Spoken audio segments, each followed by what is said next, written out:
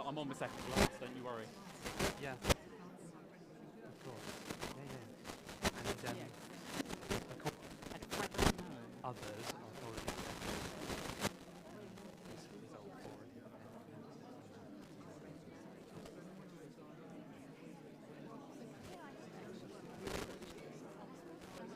How are you? You alright? I didn't see myself as anything.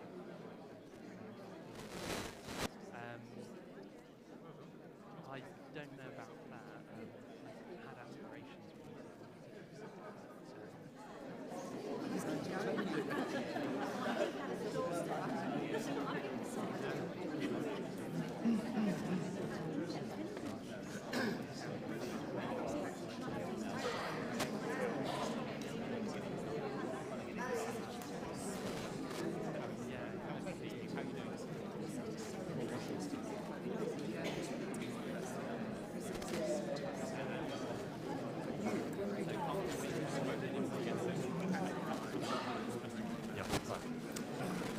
Right, if I could have your attention, please.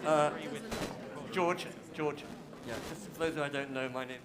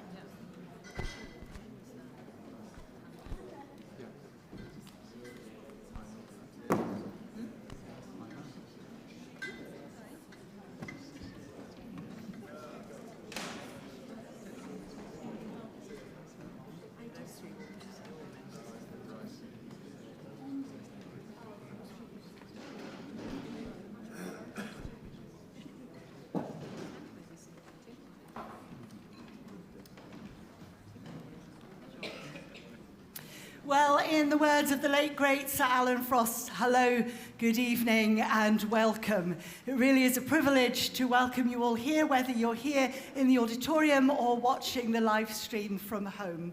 It's great to see you. My name's Vicky Davidson. I'm the Superintendent Minister of the Thames Valley Circuit of the Methodist Church, and I'm welcoming you here on behalf of Churches Together in Maidenhead, and we are here at High Street Methodist Church, Maidenhead. So I'm just going to do some of the housekeeping stuff. to tell you that the loos are through this door on my left, that there is no fire drill planned for tonight, and therefore if an alarm is raised, then the exit is through that back door or to my right. Or probably the quickest way is just to follow me, because I shall be running. There are a number of stewards around the area. They are easily identified because they're in either orange or bright yellow tabards. So if anything should happen during the course of the evening and you need help, please make your way to one of those people. And if you could just wave at us now if you're hearing me. I know some of you are around, but thank you very much.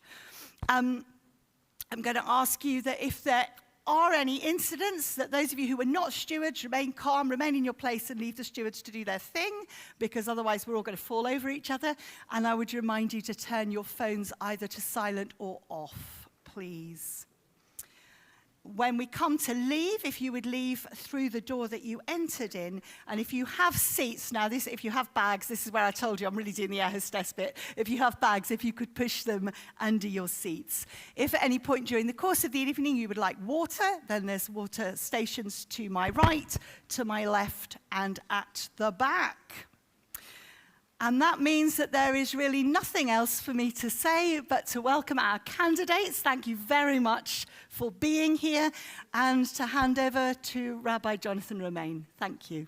Right, good evening. And if you're good at maths, you'll notice that we got 7 candidates standing in the election, but only 6 on the table. Okay, you did that. You got that. Well done. So just to say that the SDP candidate, Social Democrat Party candidate, Tim Burt's not well and is unable to be here, but he will be standing in the election itself. So let me just let you know the ground rules, both for yourselves and also for the panelists. You're welcome to show your feelings, whether it's applause or groans, whatever, but no heckling and no barracking, please. For the panel, well, I'm going to tell them what you know, which is there are 3 things that people hate most. One is avoiding the question. So when you ask about A, they answer about B. The other thing is talking about the other parties and how rubbish they are, rather than talking about their own policies and what they're going to do if elected. And the third is talking over each other. So I'd ask all of you to desist from those. Although I will be strictly neutral, I will intervene if there are any transgressors. Now for the most important bit of all. And this is a warning really to everybody. Please do not, under any circumstances, mention the England score. There are a number of people, including myself, so I'm taking this personally, who are going to be watching the highlights. So I do not want to hear a whoop in the middle of the proceedings, and it will be quite clear what's happened. Right. So the procedure is I'm going to ask each of the 6 candidates in order to just give a short 5 minutes only introduction. And then thank you for all the questions you've submitted, an amazing amount, and we are going to be then pummeling them with your questions. So the 5 minutes for Andrew Cooney from the Green Party, over there. Am I on? I'm on. Right. Hello, everyone. Thanks for so many of you turning out. This is my first time standing as a candidate, and my first Hustings as well. And they gave us a little bit of a pep talk before we came out. They said, "Oh, don't worry about the Hustings. There's about 3 or 4 will turn up and a dog." And then it's more like a Taylor Swift gig. I can't believe how many have turned up. That's brilliant. So yes, my first time. I'm standing for the Greens. I've lived here. I live actually in Eaton Wick, just a couple of miles down the road, and I have done for 28 years now. So what brought me here is it really dates back to my time at uni, actually, about 1990s at Bradford University. I didn't have any interest in the environment whatsoever. I was living in a shared, absolute squalid shared house in Bradford, and I mean, there was a wool shower curtain, for example, with growing new species of mould on it. I was in the attic room, and the roof fell in and covered everything in dust, and my landlord gave me a week's rent free, and I was ecstatic about that because I was a student, and that was a lot of money. But I waded through this post that had piled up behind the door. That was also a mess, a small child-high pile of undelivered mail.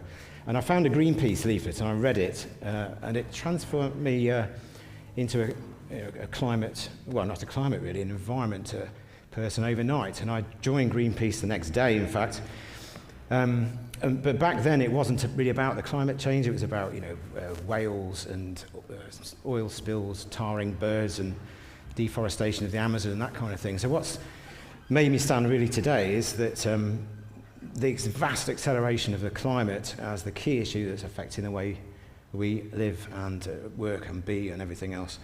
And scientists say we've only got a few years left to turn the corner, and we aren't turning the corner, we're getting actually worse still. So that's really why I'm standing. I thought it's time to stand up and do something about it. I've done petitions and surveys and all the rest of it, and I think try Plan B really, try and do a bit more, do what you can. But we do have a lot of other policies as well. We're not a one policy party, the Green Party. So a lot of it will be relevant to people living around here. So security of employment, rent controls, removing the two-child benefit cap, etc., etc. So I'm sure we'll come on to some of these later on. But it's not just about being a fairer country, it's about being a greener country, but a fairer country as well. So that's my intro. Thanks very much.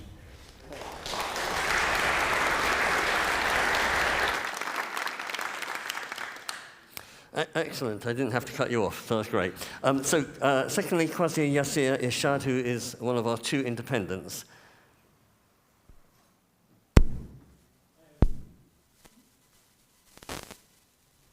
Respected audience, can you hear me?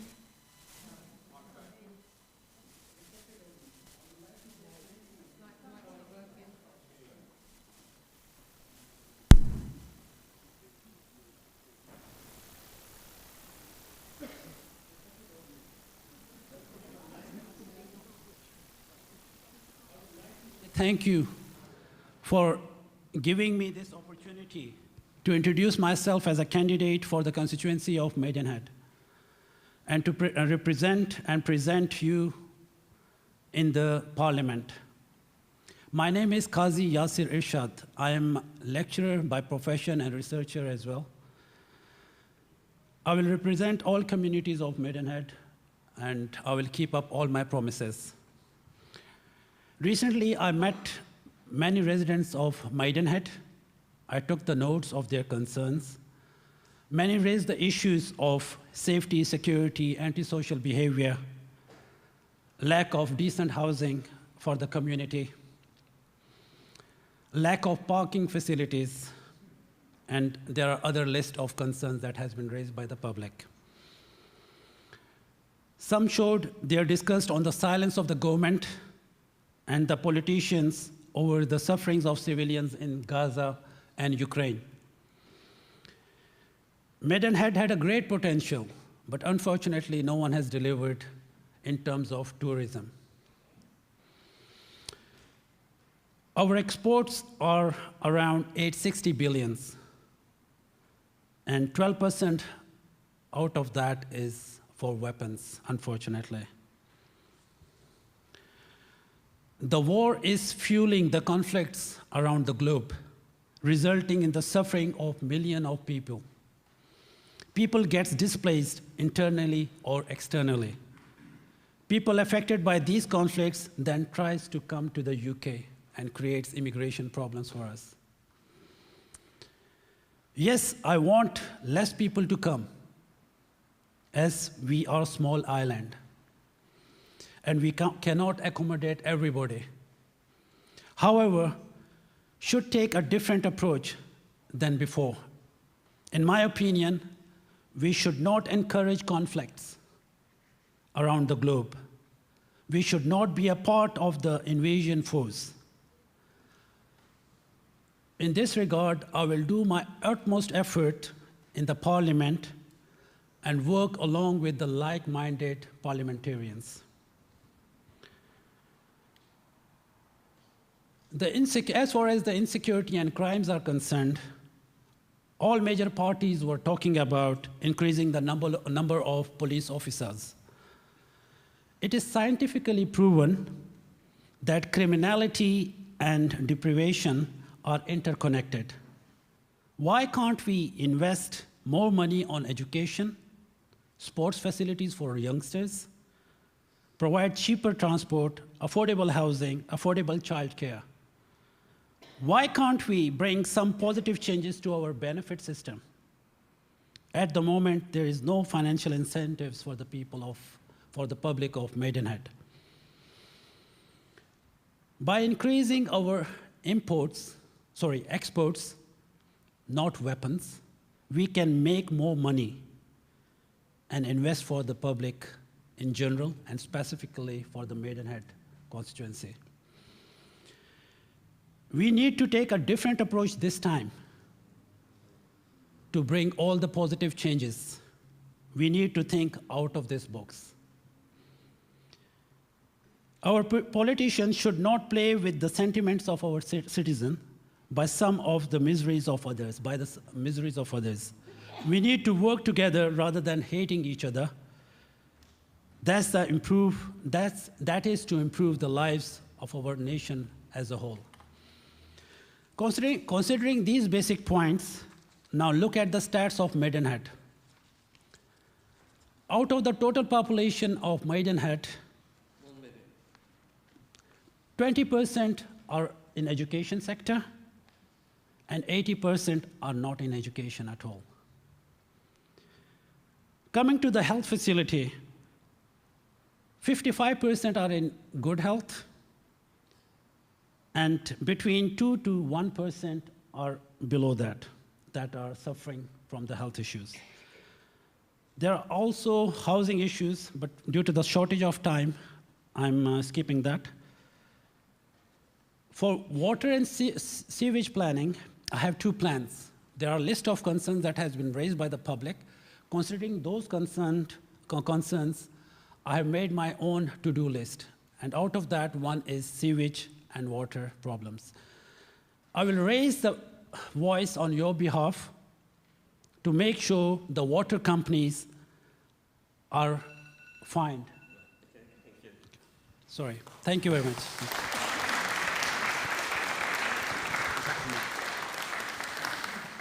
Okay, so let's go to Tanya Mathias for the Conservative Party. Thanks. And do I need the microphone, or is this okay? This is okay. Thank you. No? Not okay. Okay. Is this better? Can you hear me at the back? Okay. Okay. Let's try it like this. I'm Tanya, NHS doctor, United Nations peacekeeper, and I have experience of politics locally, nationally, and internationally in conflict and post-conflict areas. I've also served as a doctor in India, China, KwaZulu-Natal. Why Maidenhead, you might say? Maidenhead, as Theresa May said in her last Commons speech, is the best of British. And certainly my childhood here with my grandpa was the best childhood. Better off? Okay. And as many people say, if you're in medicine, if you're a doctor or a nurse, the best patients are Maidenhead, Berkshire patients. So when I haven't been abroad and I've worked in Wickham, JR, King Edward VII, or even central London, the best patients are Maidenhead. Maidenhead is good, but like many people, I believe it could be better. I also think it could be an exemplar for what is best in Britain. Health services are good, could be improved. We've been hearing about GP appointments not always being as good as we want. Been hearing about St. Mark's Hospital. The environment is the best, but yes, the waters need cleaning up. The transport system. Now, when the Elizabeth line came here, Theresa kept the fast GWR. We still need to protect our fast services and obviously accessibility and bus services too. The businesses, we have some of the top science, tech businesses, but unlike that golden triangle, London, Oxford, Cambridge, which is known nationally and internationally, we've got the creative arts as well. So why the Berkshire hub, again, can be the exemplar. Now, the next 5 years, I'm not going to pretend are not going to be easy. There are over 50 conflicts going on in the world right now. There will be, some say, another pandemic, 38% chance in our lifetime. I want to use my skill set to represent Maidenhead and be effective for you in Parliament. And why Conservatives? The 14 years with those shocks have not been easy, but what I would say to you, the Conservatives did do the furlough scheme. The Conservatives did do the cost of living payments. The Conservatives did freeze fuel duty and did increase childcare. They did increase the living wage. And for myself in the NHS, the first time in NHS history, we got new medical schools. First time in NHS history, we had a workforce plan. And for me also, it didn't get headlines, but a lab to jab, the first laboratory doing lab to jab in 100 days. Going forwards, what I would say as a politician and as I would as a doctor to a patient, you're not feeling it. You're not feeling the 2% inflation. You're not feeling the wages slowly rising, but this is not the time to turn back. And I do subscribe to the Conservative manifesto. Taxes going down, pensioners protected, highly skilled apprenticeships. The way forward, I believe, for Maidenhead and nationally is with the Conservatives, and that's why tonight I am seeking your support. Thank you.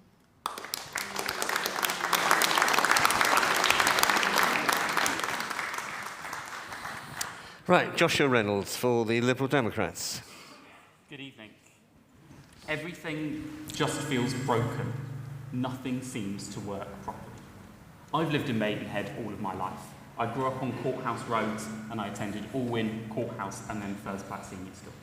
At the age of 16, my first job whilst I was doing my A-levels was working at M&S on the high street. And I, like you, love Maidenhead. It's my town with my friends, but although we love it, I share the frustrations with it. The NHS is broken, there's sewage in our river, and many of us and our neighbours are struggling in the cost of living crisis. There was a time when things weren't like this. There was really was a time when things didn't feel as broken as they do now. Our NHS is in crisis, and the Conservatives have failed to deliver. They failed to deliver the new hospitals that they promised. People are waiting hours to get an ambulance, weeks for a GP, and months for cancer treatment. We need to fix the NHS. I want everybody to have the right to see a GP within 7 days or within 24 hours if it's urgent, backed up with 8,000 new GPs. As a councillor in Windsor and Maidenhead, I've been working with the borough closely with the NHS to try and make sure we can get a new health hub at Reform Road. It was all ready to go, everything was ready to be signed, but the NHS have pulled out because the government is just refusing to fund it. I want us to implement the cancer guarantee so 100% of patients will start treatment for cancer within 2 months of an urgent referral. And most importantly for me, I want the walk-in centre at St Mark's reopened.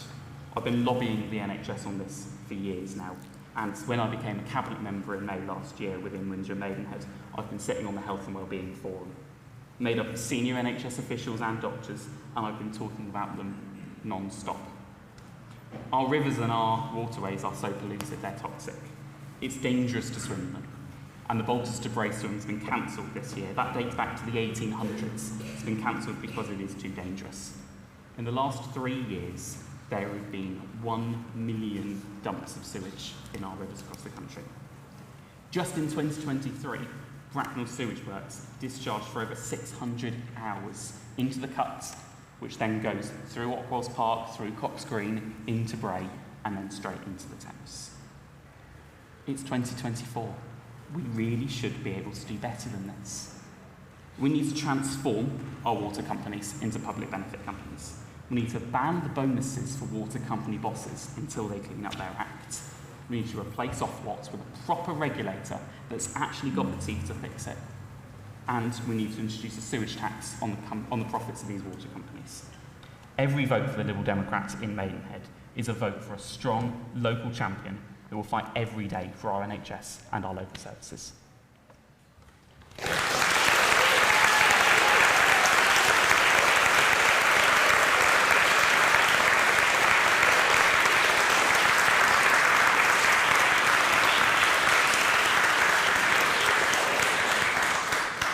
Right, I'll call on Jo Smith for Labour. Hi, I'm Jo Smith and I'm the Labour candidate for Maidenhead. I know many of you. I've lived in Belmont with my family for over 20 years and I've represented people right across the area individually and in community campaigns and as a trade union officer. I've also been a HR manager in one of our local social housing providers, supporting adults with learning disabilities to live independently. And until standing, I was also a member of the Employment Tribunal panel in Reading. And it's a huge honour to stand to be your Member of Parliament. I love this area. I chose to live here. My family have set down their roots here, and I really want to make things better for all of us. And the reason I'm standing now is just because I'm so angry and upset about the way we've been let down by this Tory government, and I genuinely think that we all deserve better.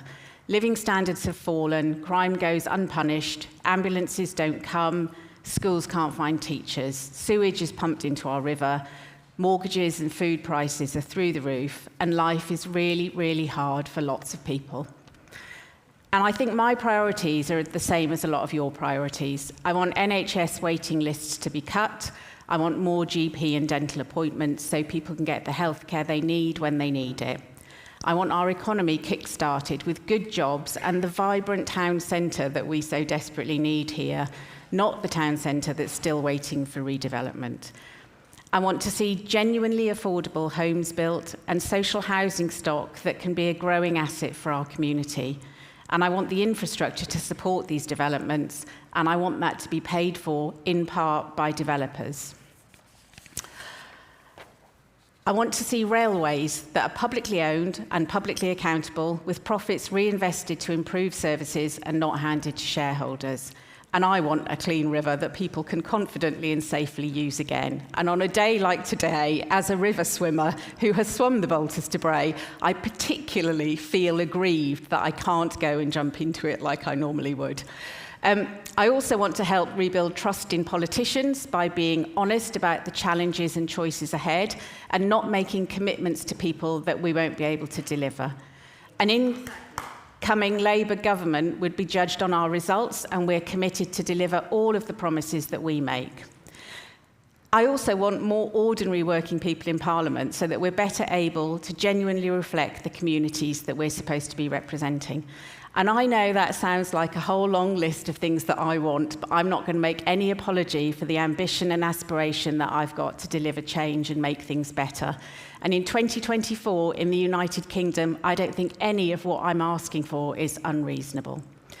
Labour's outlined its first steps for change, 6 priorities. 1, to deliver economic stability, and then cutting NHS waiting times, launching the new Border Security Command, setting up Great British Energy, cracking down on antisocial behaviour, and recruiting 6,500 new teachers. And we have way more ambition than this, but as I've said, we need to be honest about our initial focus should we be lucky enough to form the next government. I think we've been badly let down by a government that hasn't listened. I'm pleased Rishi Sunak has called this election. I'm pleased that we can all vote for the change we deserve. Labour's got a long-term, serious plan to change Britain, stop the chaos, turn the page, and start to rebuild our great country. Thank you very much.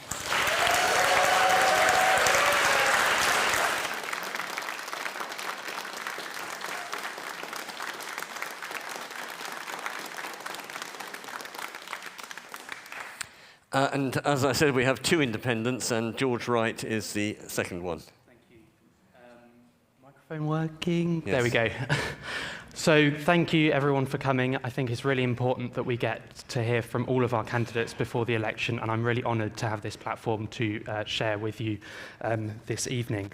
So I'm standing mostly on a platform of electoral reform in this election. Actually, before I get to that, I should probably introduce myself. I've lived in Maidenhead since I was 6 years old. I've seen the town evolve. I went to primary school at St Edmund Campion, secondary school at Cox Green. I then moved up to John Hampden in Wickham as I had the opportunity to go to grammar school. Stayed there for about 3-4 years, did my A-level there, and then went to the University of Oxford.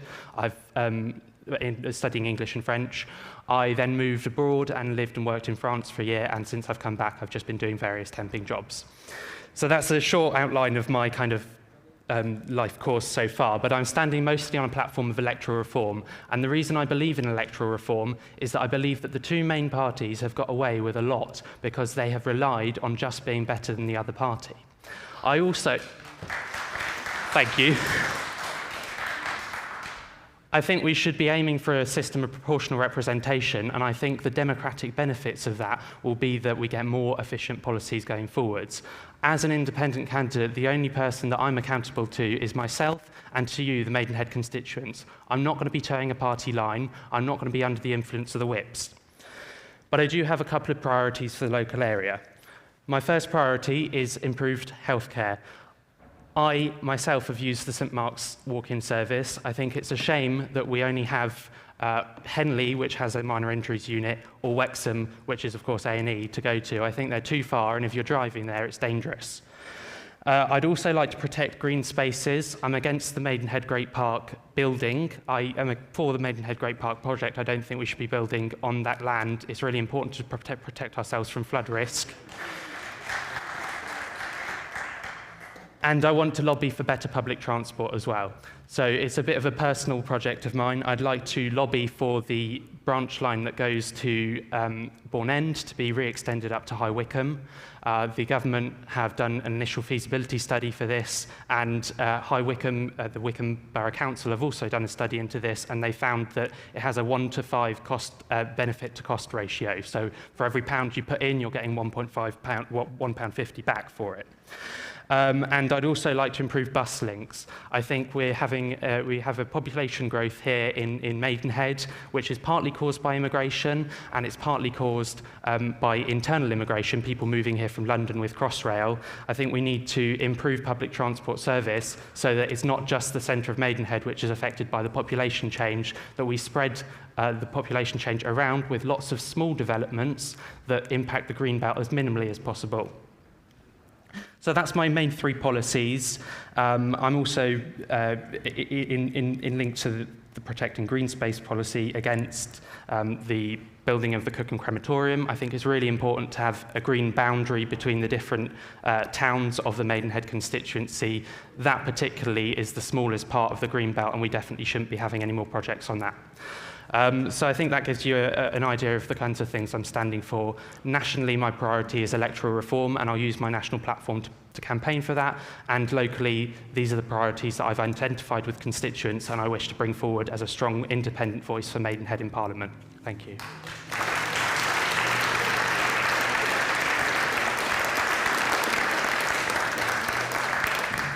Right, so we've heard the official pitches. Now let's go to your questions. And have we got the runners with the mic? The first one I'm going to ask is from Patrick Flynn. Thank you very much indeed. Thank you very much indeed, and good evening. In the Royal Borough, we are faced with many environmental issues, from the dissemination of green spaces to the pollution of our rivers. What will you do to protect our environment, our common home, locally?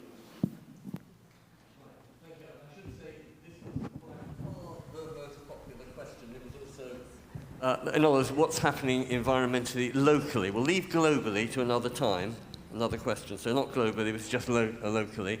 Particular emphasis on sewage, water quality, green spaces, and we had very similar questions from Kate Titford, Catherine Lawrence, Sean Martin, Chris Elliott, Gareth Jones, Tara Christ, Phil Christ, Diana Richardson, so all who asked similar questions around the area of pollution of rivers, green spaces, and what are you going to do to protect it? So we'll start off with Kwasi. Yes, sir. You started first, didn't you, before? No, I did. It's okay. I can start. Yeah. So as far as the water and sewage is concerned, sorry I missed that before because of the shortage of time. I will definitely, on behalf of the public, I will raise this issue and in the Parliament and make sure the fines are placed on the water companies and stop their bonuses and other incentives if they are unable to deliver. I will also raise an issue, the concern of the public in the Parliament in order to make sure all single-use plastics and other toxic toxic products are removed from the retail, food, catering, and other relevant businesses. I will also focus on returnable deposit that should become mandatory for drinks, containers, and other toxic products. I will also raise your voice and make sure the government pass a bill in the parliament for water companies to have a legal duty to reduce river pollution. I will again raise your voice in the parliament to pass a bill for tougher laws on water pollution. For this, well-drafted legislation is required. The other issue involved the environmental is related to the environmental agency. That should be properly funded, and because there should be a proper link between environmental agency and the local authority, local council, so that they can communicate properly. If there is any loopholes, they can work on it. If, God forbid, this plan doesn't work, then I have a plan B.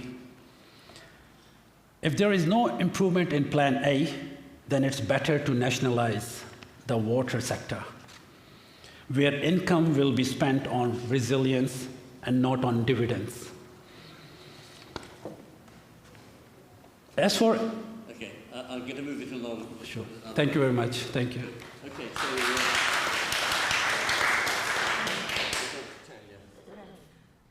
Yes, thank you for the question.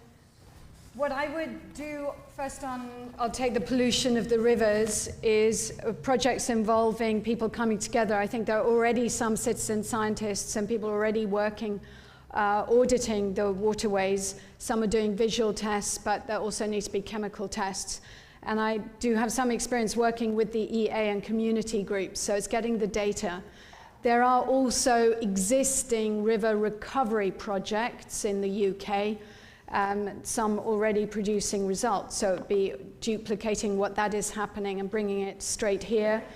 On the manifesto, yes, no bonuses for people of those companies if they're polluting, and unlimited fines. The Environment Act does specify the quality of water for the first time. There may be further legislation to come, but the immediate projects is auditing, monitoring. On the green spaces, interesting, in our manifesto, there is this point that everybody should be within 15 minutes walking distance of a green space, but I would go further and again, monitor it, measure it. If you measure it, you can protect it. And that would be for green space and rivers, which I call blue spaces as well. Thank you. Joshua? Well, everyone should have access to clean air, green spaces, and unpolluted. Oh, you can't hear me still? Can anyone hear me now? There you go, fantastic. So everyone should have access to clean air, to green spaces, and to unpolluted water, rivers, and lakes. That's a really simple thing. In the last 3 years, there have been over 1 million sewage dumps across the country. That's not good enough. And 1 in 6 species in our water is now threatened with extinction. So we need to ban the bonuses for water company bosses, like I said in my introduction. We need to replace Ofwat with a regulator that's actually got some teeth to fix these issues. We need to put a sewage tax on the profits of these water companies. £2.2 billion we think we can raise by doing that. And if none of that works, we need to take those water companies back as public benefit companies. I was in Cookham a few weeks ago for a public meeting about the flooding from January, and Thames Water were there, and I asked about the Lightons Lane sewage pumping station, and they said that they simply turned it off. They just turned it off when it flooded. And their response when I asked why was, well, what else do you expect us to do? We can't do anything. It would cost too much to fix it. That's not a good enough response. And if that's the response that this private company are giving us, then we need to stop that and change that. They should be working for us in our interests, not in the interests of their shareholders. When Thames Water was privatised, it had zero debt.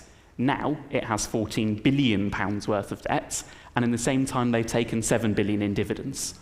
Well, that's our money that they've just taken there. Thank you. Joe?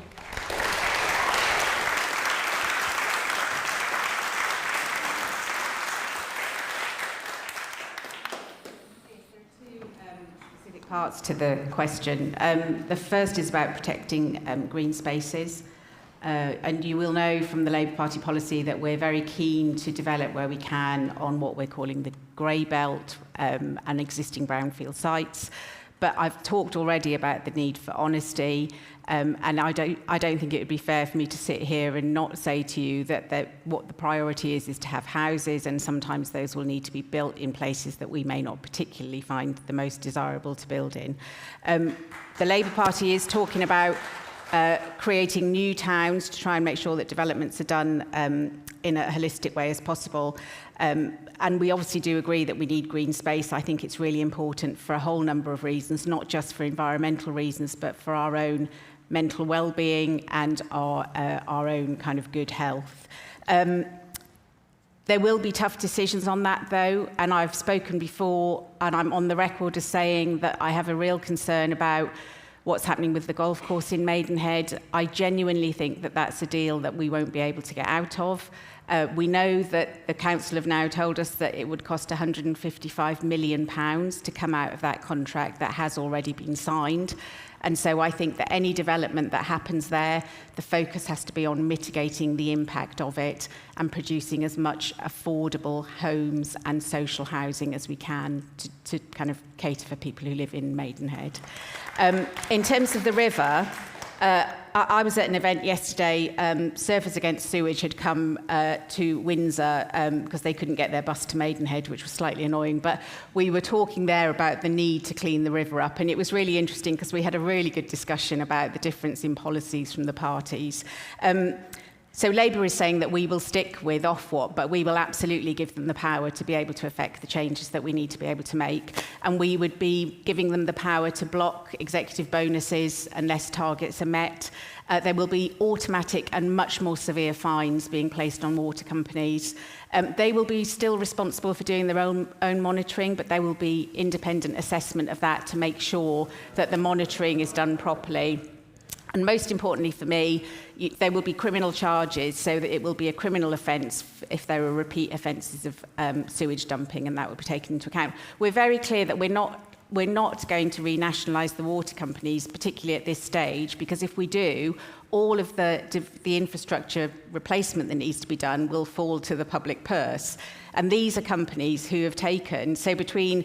It's a slightly different figure from yours, Josh, but between 1991 and 2019, £57 billion was paid out by water companies in dividends to shareholders. So they've accrued the debt by not managing their resources well enough. We need to put the responsibility back on them to manage that. Again, we have to be realistic, so there has to be a balance to make sure that we don't allow them to simply tip into bankruptcy and abrogate their responsibility, but we have to hold them to account for those infrastructure changes that we need.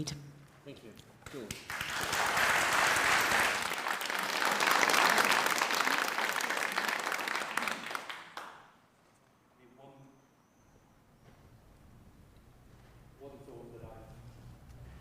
One thought that I've had particularly is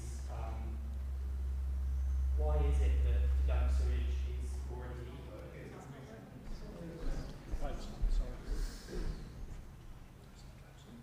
Right, can you hear me now? We'll try again. There we go. I do apologise. Yeah, my first thought is, why is it not already illegal to be dumping sewage into our rivers? It just seems completely wrong. But the question was about not just sewage dumping in the rivers, but also how do we protect our green spaces? And that does link to the issue of housing. So housing, we're looking, well, the Borough Local Plan, they were planning to construct about 14,000 houses by between 2013 and 2033. They've got about halfway in that, and that means we've got about 7,000 left. Now, if we build 1,500 homes on the golf course at that kind of ratio, we'd be looking at 5 White Waltham airfields to be built in Maidenhead, or 5 golf courses, lots of new housing space taken up. I think that the Maidenhead Great Park project is a good thing to be backing, and that I have my reasons for this, which I will get to. But if we're talking about honesty with regards to housing, we also need to be honest about what the causes of the housing crisis is. 60% of population growth, according to the Oxford Migration Survey, is due to immigration. And according to Migration Watch UK, they estimate that 80% of housing need is also caused by immigration. We need to get back control of our immigration system. As for the Great Park proposals, however, there are many objections. First of all, Thames Water have actually said that your foul water proposals may not have sufficient capacity to meet your requirements. In other words, it's going to load even further capacity onto the sewage system, which is already unable to cope. The land was purchased as public open space in 1953, and we have a record of that from 1953. And according to the Local Government Act 1972, the borough was supposed to publish its plans 2 weeks before they went ahead with the planning application. Objections have been made. Even though it's been sold, we can still object to it at the planning stage. Objections have been made by National Highways, Maidenhead Golf Club, on health grounds, and that's taken from the borough's own report, which is South West Maidenhead Supplementary Planning Document, Thames Water, as I have said, and the local lead flood authority. So that's 5 big groups who have a problem with this development. It's not just that it's inconvenient, it's actually a really bad place to build on. Thank you. Andrew.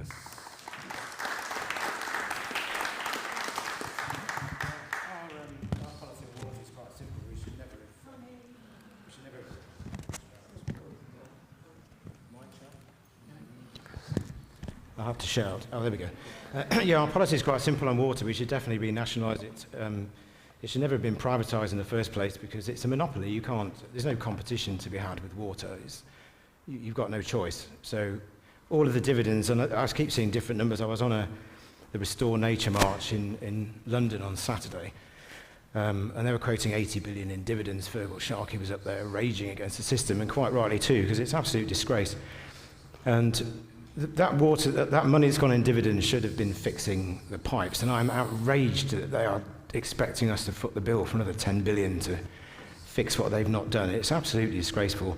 I mean, our policy is to actually nationalise all utilities, so that's water would be priority number 1. And I've seen plenty of sewage in the fields in Eton Wick. It's been absolutely disgusting. It's flooded now, actually, still. That you can't walk over to the flood relief scheme from the village, and the fields by the other side of the village are also flooded. The bridge over there is flooded, so we're practically in Ireland now, and that's never gone down. So there's obviously something broken. With the mitigation of flooding, I'd like to see more use of natural. I mean, this is down to the Environment Agency and underfunding here. We would properly fund DEFRA. I've gone again. Within that, properly fund the Environment Agency. There are natural ways of trapping flood water which we should be exploring. The Cookham flood potential. I mean, I don't know. I'm no expert on this. EAR, but they don't have the manpower. They don't have the funds to get on this. So we propose to give them those funds and let them properly manage it. I did measure. We talked about green spaces. It was news to me that I think that Joe said that it's a done deal. I really hope it isn't. That's such a great space, that park, and I've been looking at the access to green spaces within Maidenhead, and it's just the whole thing is now a grey conurbation. And I did test what's the site here called fieldsintrust.org, and they measure how far people are from a green space, and they give it a rating, and Maidenhead is failing on that. And it's been shown in various reports recently that's a negative impact on kids' mental health. They can't concentrate at school, or they concentrate less when there's no green space around them. And we just seem to be filling in all of these patches around Maidenhead, and it's just turning into as a desert. I run a lot, and I was running through Ockwells Park the other day, which is down by the motorway. And there is, the bulk of it is on the other side of the motorway. There's a piece within Maidenhead, and that is now a building site, and the trail's gone, and the trees are gone. And that's another patch that's vanished, probably another 50 houses on there. I know we need housing, but there are brownfield sites, and I really want to see those prioritised first. Developers always seem to want to go for the greenfield site. It's much cheaper, it's easier. But there are brownfield sites around. I did measure the air pollution. I didn't measure it personally, but there is a site that gives you an air pollution index. Maidenhead's really bad. The high street here, right outside this church, is in the 98th percentile, which means that there's only 1 or 2% of postcodes that are worse than out there for particulate matter. PM 2.5 it's called. That comes from burning fossil fuel. It comes from tyres, that kind of thing. It's the very tiny things, you can't see it, you breathe it in. Very detrimental on health. We are outside here anyway, we're 3 times the WHO limit for PM 2.5.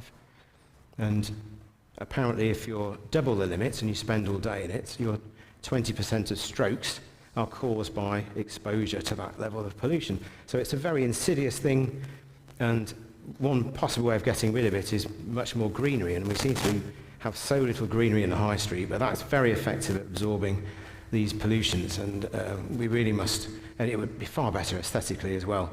So that's the solution that I would go with there. Right. But primarily get water back into public ownership and spend the money on the pipes.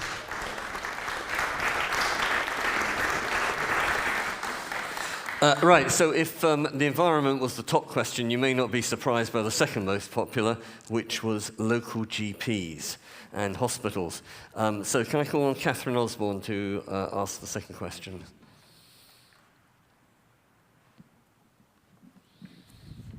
Hi, can you hear me? No.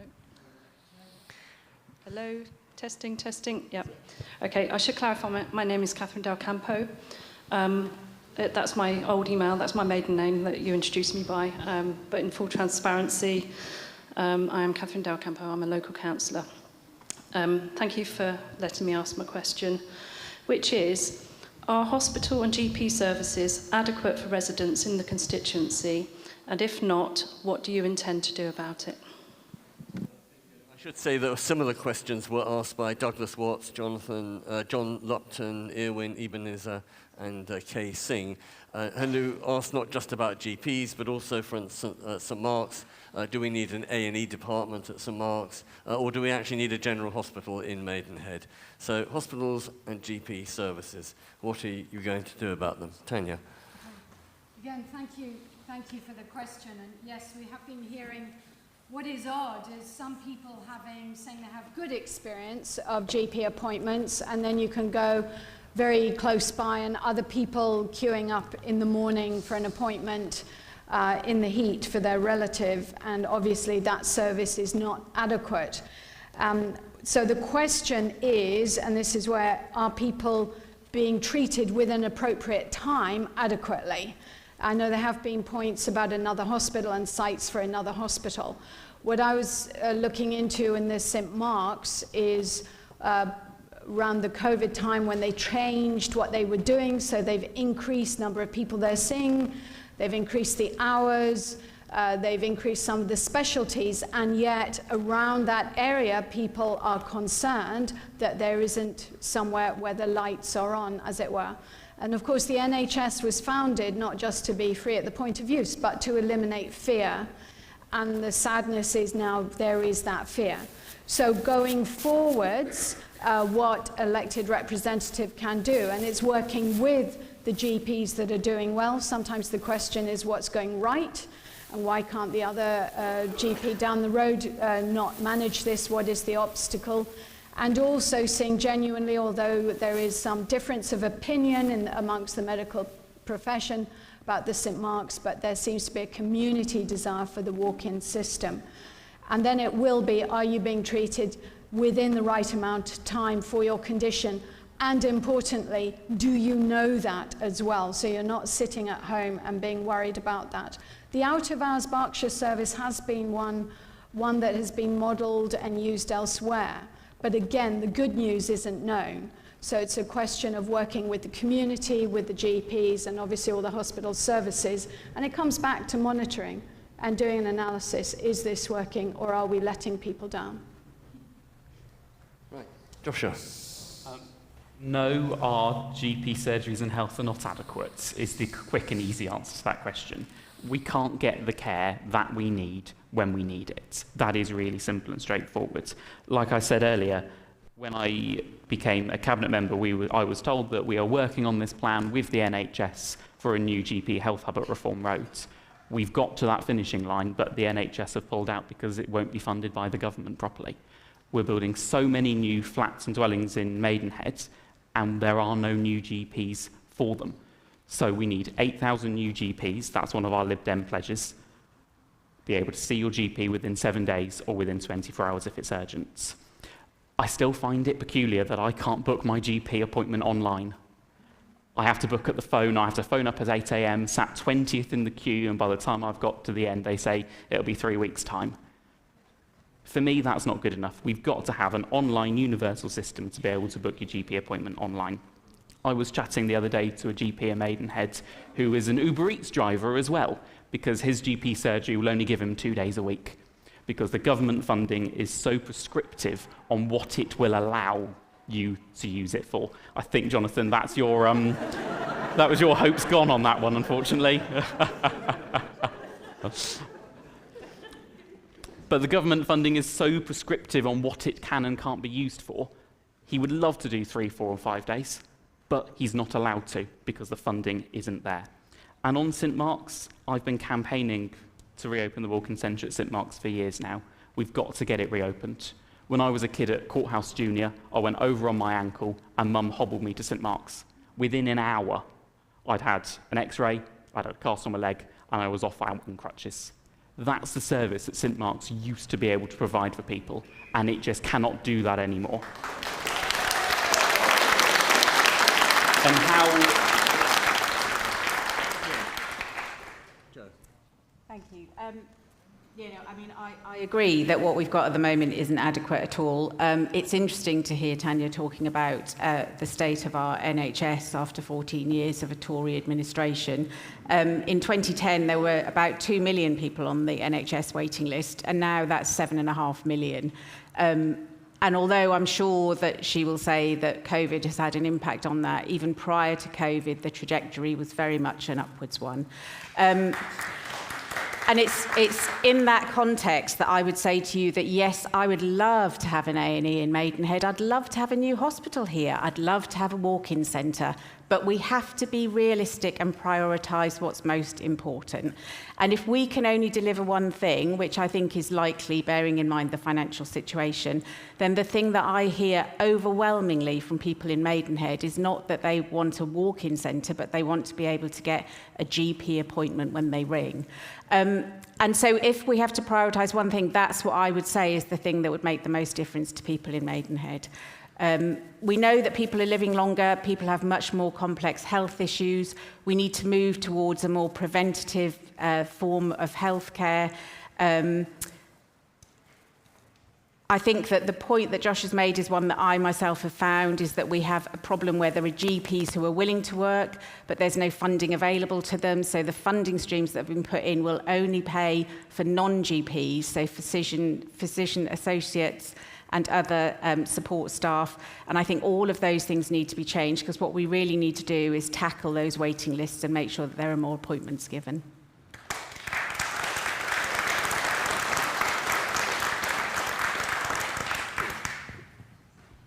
So I can try it this way.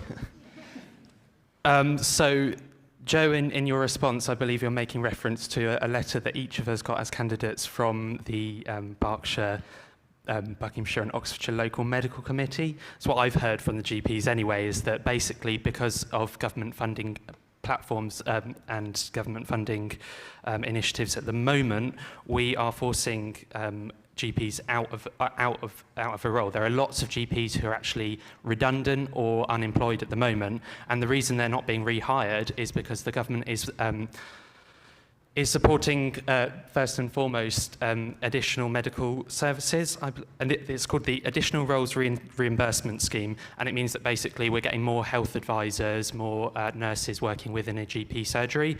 And so when a GP surgery has not got very much money, they will hire one of those as opposed to GP because they're getting additional reimbursement from the government for that. So that's something we need to look at readdressing and redressing. GPs have 8.4% of the overall NHS budget, despite having twice the number of appointments than hospital and emergency departments, and that is something that we also need to look at, putting more of the NHS budget towards primary care.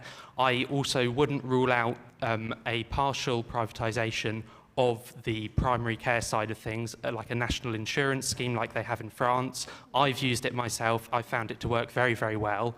But I do emphasise that this would only be for primary care, because it is very important that with serious health conditions which cost the most, you are protected by the NHS. So that's my overall, and I can see that there's some resistance from the audience of this idea, but this was actually suggested to me by an NHS executive myself, theirself, and it is something that I saw as reasonable. The reason for that is that primary care is actually under the most strain at the moment. It's underfunded on the current NHS budget, and we need to look at different ways of funding our NHS. Okay, Andrew, please. Andrew. Yeah. I've got no present experience of using St Mark's. I'm not going to try and pretend I've got a solution for this. Oh, I'm back on again. This is very patchy, isn't it? Like England. Yeah, I haven't used the hospital myself, and I've not used the walk-in centre, so I'm not going to try and pretend I've got solutions to this. All I can tell you is we're fully aware that we all know the waiting lists are mad. 1 in 10 of us are on the waiting list at the moment, it seems. And it's basically funding again, isn't it? It's just about putting money in there, which is what we're pledging to do. So there's 20 billion on buildings, which are falling apart. There's funding for local primary care, 1.5 billion a year. And we need to put that where it's most needed. So that's down to a local consultation and me or whoever fighting for what you guys want and need. But something has to be done. I'm particularly concerned about cancer rates in the UK, which have plummeted, the diagnosis and treatment thereof, which I think is down to taking so long to get that initial diagnosis. And we have a target of hitting, within stage 1 or stage 2, 75% of cases by 2028. But if the more you delay, that is catastrophic for people. We're about 30th on the list of countries for cancer survival now, in all of the major ones. And we used to be up at the top. And so what's happened? What's changed? It's a squeeze on investment, it seems to me. So that's where our priorities are. But as I say, we'd need some local input from you folks, and we'd fight for what you need. Right, thank you. And Kwasi. I have seen the different tenures of previous parties. Unfortunately, and with due respect, I'm not agreeing with what they had said. If they had delivered what they had promised previously, we wouldn't be in this situation at the moment. And thanks to our colleague who raised the point for solution. Everything comes, as far as the NHS, we are specifically talking about NHS. There is a exact budget allocation for NHS. So if it is not sufficient enough, how come we are going to fulfill that? So we need increase in income. Collective income overall will help all constituencies within UK. Thank you.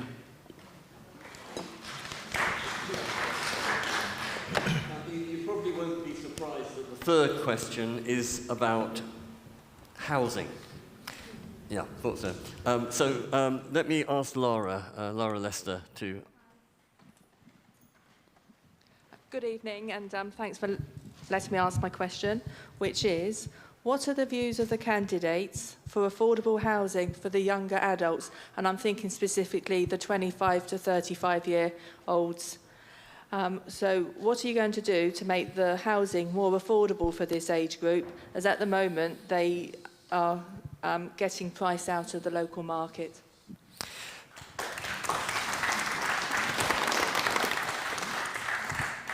Right, so the question was specifically about the 25 to 35-year-olds, but actually we had other people asking more generally, Matthew Clayton, John Winnow-Davies, about not enough homes in general. So, Joshua, what are you going to do about it? Well, thank you Lara. I fit into the age category that you've just said, so I go through this myself. The problem that we've got at the moment is that it's a developer-led approach to housing. The developers decide where to build. They decide in reality how much... Still can't... There you go. It's a developer-led approach to housing. They decide where they want to build. They actually decide how much money they're going to pay for the land, and then they can decide whether they can afford to put affordable housing there or not. I've seen time and time again planning applications coming to Windsor and Maidenhead, mostly in the town centre, mostly by one of the prolific housing developers in Maidenhead that I think everyone knows who, arguing they can't afford any affordable housing at all.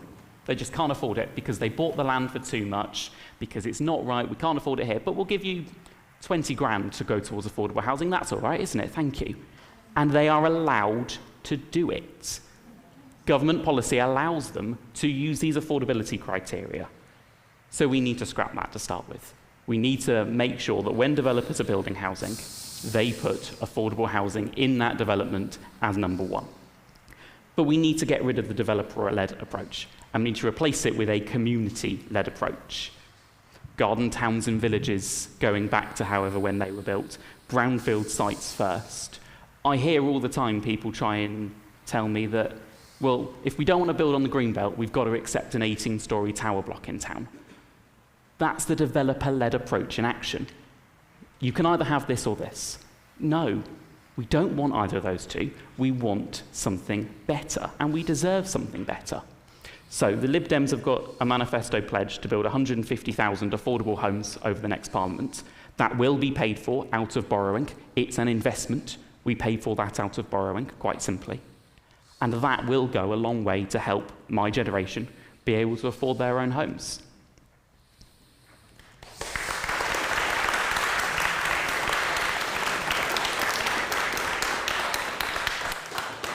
Joe. We've already covered a little bit of this.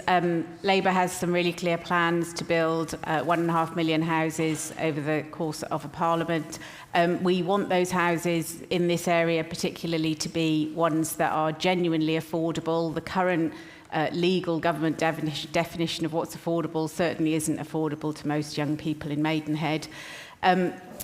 There's a real need as well for us to have social housing stock here. Again, I've touched on this before, but we've got into a position where there isn't a social housing stock that's either, some of it isn't really fit for people to be living in, there certainly isn't any new housing stock being built. We have this perverse situation where private landlords have tenants living in them, and we, as the public, pay housing benefit to pay off the landlord's mortgages.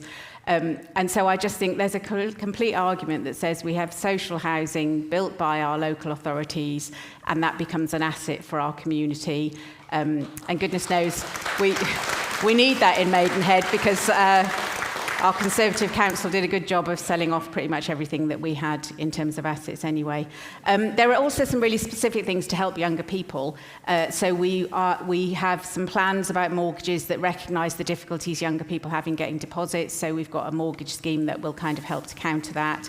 And we've got a plan that where there are local developments, then people who live locally should get first dibs over the purchasing of that. The loophole on affordable developments, the Labour Party have said that we will absolutely shut that. So at the moment, as Josh has alluded to, developers can come along and say we can't, this won't be financially viable if we put social housing or affordable housing into the mix. So then they're allowed to just not put that as part of their development. And that's the plan, is that we will be closing that. It's interesting to hear Josh talking about, how we are opposed to developer-led planning and so on, but I'm still wanting to raise the point that in Maidenhead we don't apply any community infrastructure levy to those developments that are in the middle of town, and we really need that as part of the provision as well, to make sure that we have the infrastructure to support the housing.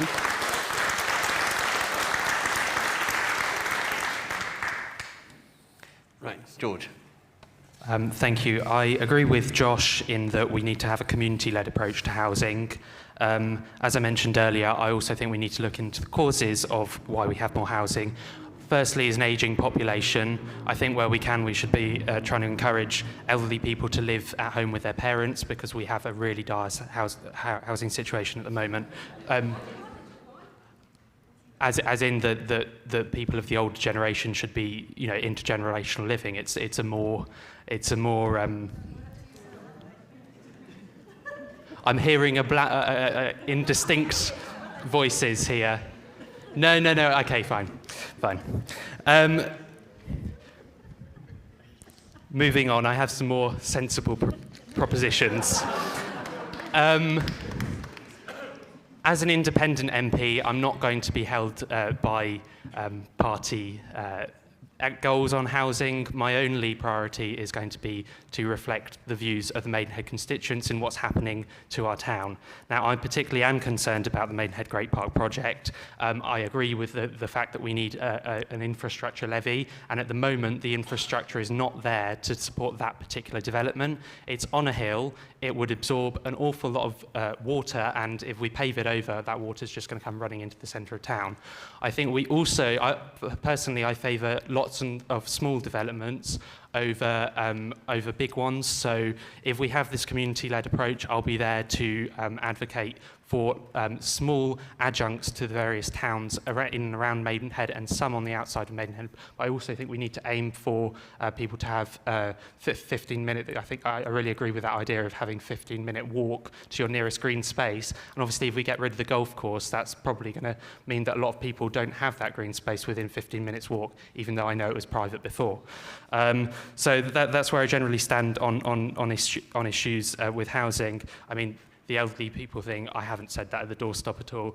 I'm a terrible demagogue, and sometimes I get it wrong as well. But I do think that we should be trying to make use. I mean, there are a lot of big properties in the area, and I think if they do come to us through inheritance, i.e., there's not somebody to inherit that property, we should be reconverting them, making them into flats. That's my opinion.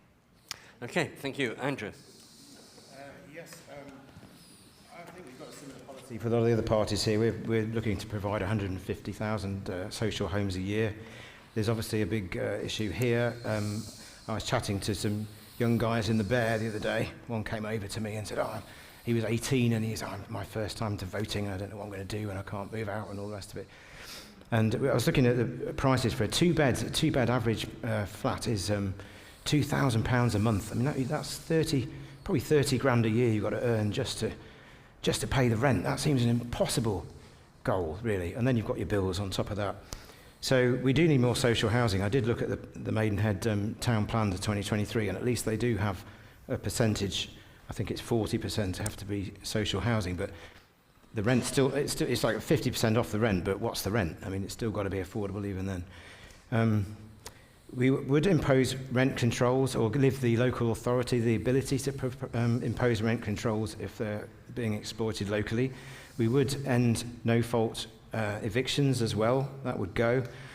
So at least you've got security of tenure. And we also want to make sure that all new builds are fully insulated, and we would retrofit insulation on the existing housing stock. And that would save, I mean, it's not rent, but it's other bills, right? And we're paying a fortune out in heating our homes, so and the electricity bill and the gas bill and everything else. So there needs to be a big retrofit plan to do that. And also new builds must install heat pumps, solar panels when they're being built. It's so much cheaper. I cannot understand why we rolled back that commitment. Well, because the builders didn't want to do it, presumably.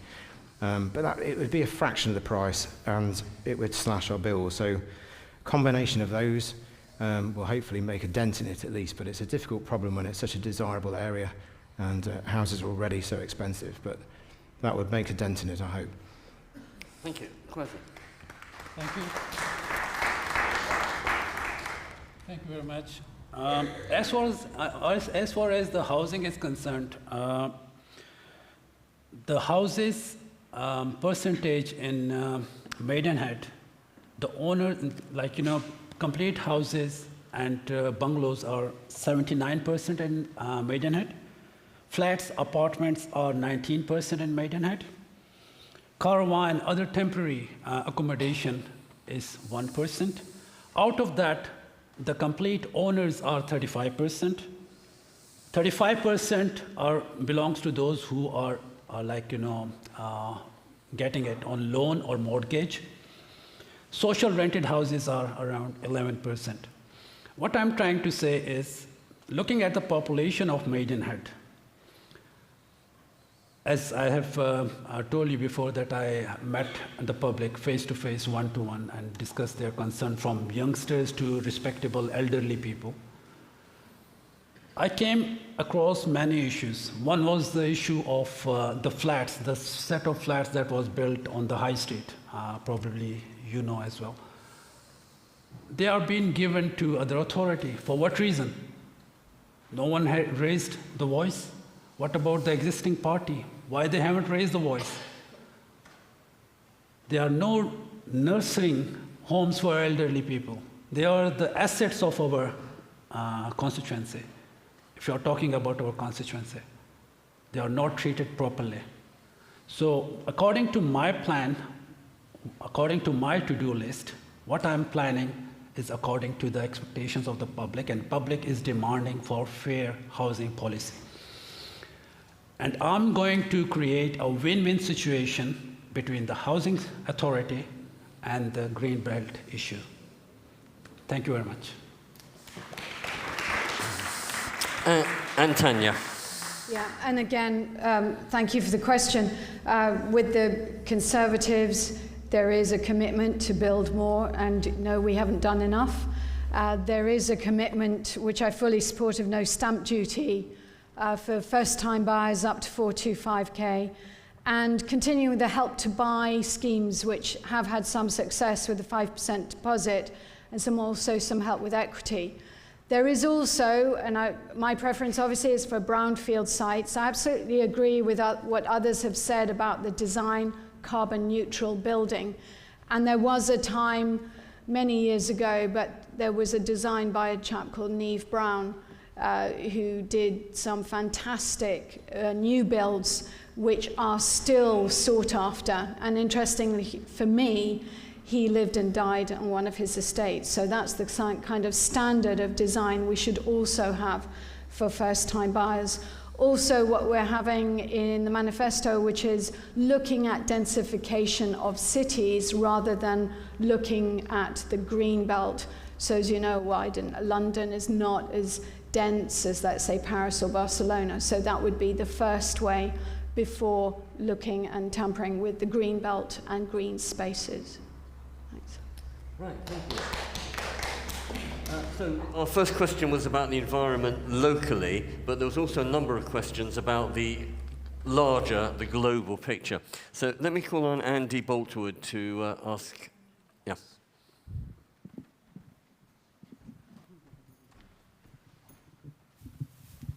Thank you. We're seeing accelerated impacts through climate change, whether it's causing flooding, issues with farming and our food chains, local heat waves, etc., etc. The list is going on. What's your policy for urgent change in this area? Right, thank you. And Paul Streetley, Karen Harley, Dave Scarborough, Sarah Scarborough also asked very similar sort of questions. So this is the global impact, climate change. What are we going to do about it? What are you going to do about it? Joe? Yes, so I think it's been incredibly disappointing for me that as a Labour Party we've had to roll back some of our planned spend on this. And although this question is specifically about environment, I just want to make the point that we've rolled the spending back on it because we recognise that in order to be truthful and honest with people, we need to be realistic about what we can deliver. And although we've changed that, we are no less ambitious now than we were before in terms of what we want to do about climate change. We just want to be honest with people about what's going to happen, how quickly that might be. So you'll know that one of the key parts of our manifesto is about Great British Energy. We are planning to invest £8.3 billion on that. We've got a clear plan to become a clean energy superpower by 2030. We are still committed to net zero by 2050, but again, I think that realistically we would like to be able to do that quicker because I don't think that any of us feel that that's necessarily where we want to be with it. We have a lot of manifesto commitments around things like sustainability and insulation, and how we can make sure that all of that is accommodated, including in the building of new homes, to make sure that we have heat pumps. Like I say, I don't think there's any lack of ambition on the part of the Labour Party, but we're trying to balance that with being realistic about what it is that we can deliver.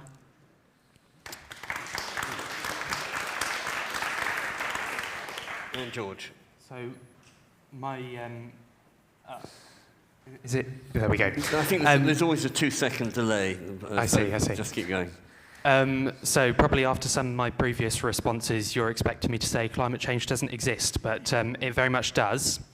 And the way that we need to tackle that is by investing in renewables. I think Britain has a great opportunity to be a leader in renewable energy across the world, and I think it's an area of industry which we can really do well in.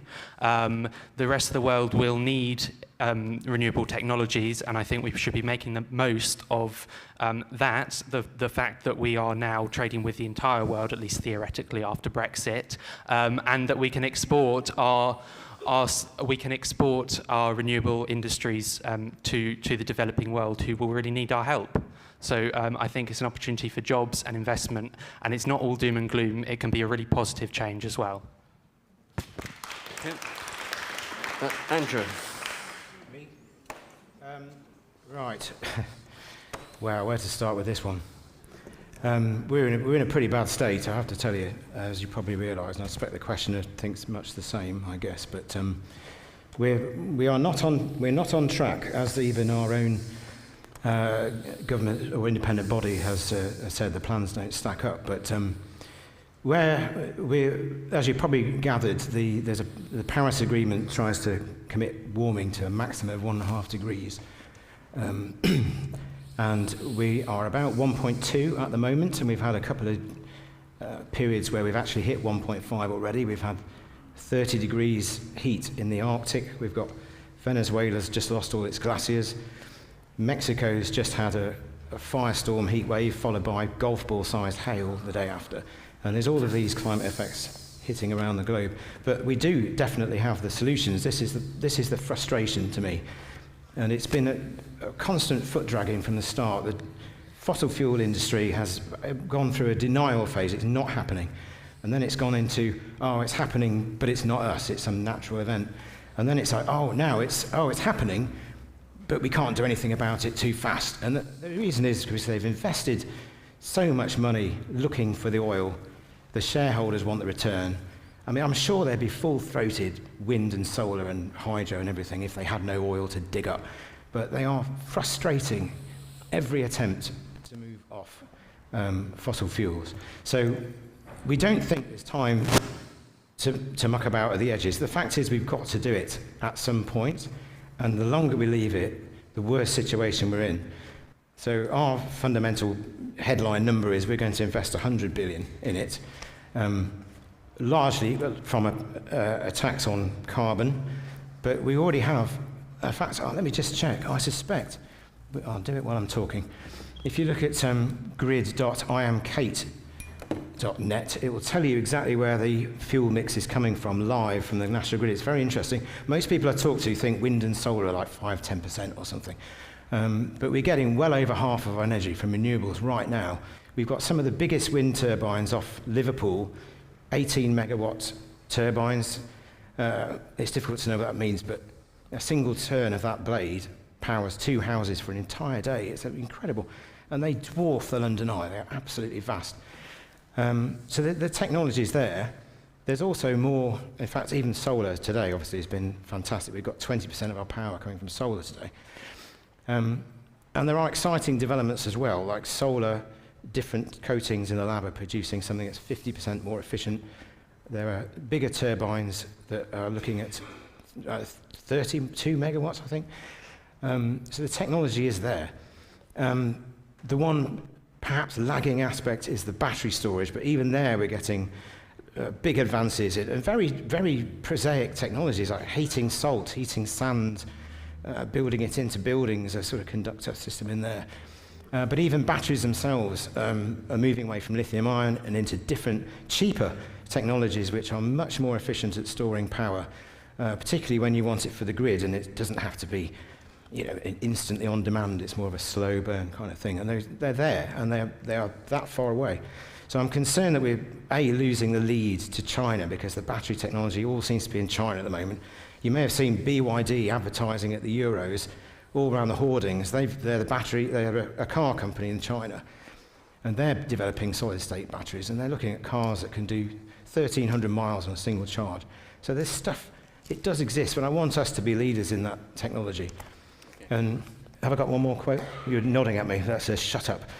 The one more thing, I mentioned it before about housing, but we've got the leakiest homes in Europe, and all of our energy is going up through the roof and through the walls. So we need to retrofit homes, and that will dramatically reduce the output of energy into CO2 into the atmosphere. There's farming as well. There's so many areas, but my main point is we've got to do it now, and we can't afford to go half measures. So I'd go full bore at it, and so would my party. So, yeah, that's my position.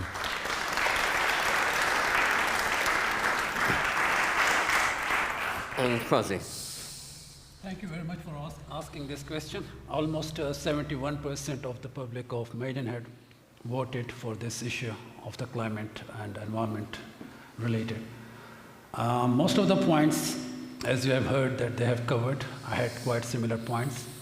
What I'm going to add to it, I will introduce awareness courses, because it's very important. And the best platform is social media for all these courses. And also I'm going to run campaign.